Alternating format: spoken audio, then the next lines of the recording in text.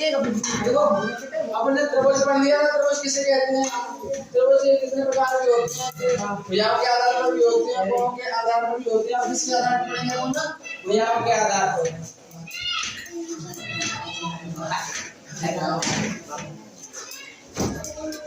भुजाओं के आधार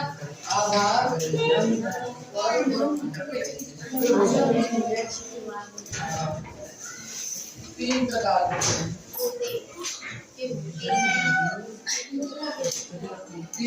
के होते हैं।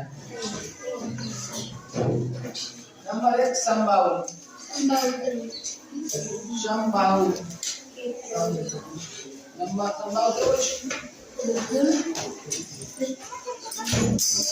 दो समबाहु। अगर नहीं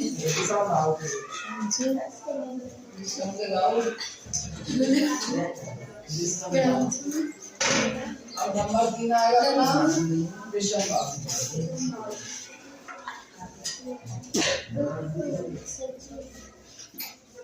है ना? अब इसको समझा जो समबाहु है ना, ये इस समबाहु है ना,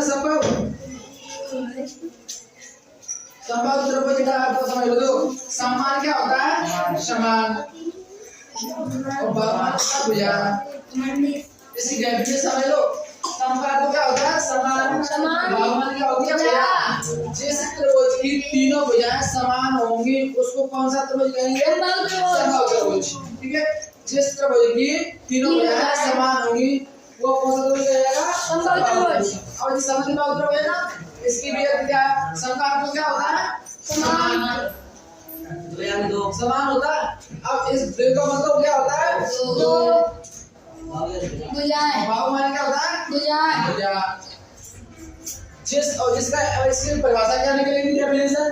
जिस त्रिभुज की दो भुजाएं समान होती हैं और तीसरी भुजा क्या अलग होती है,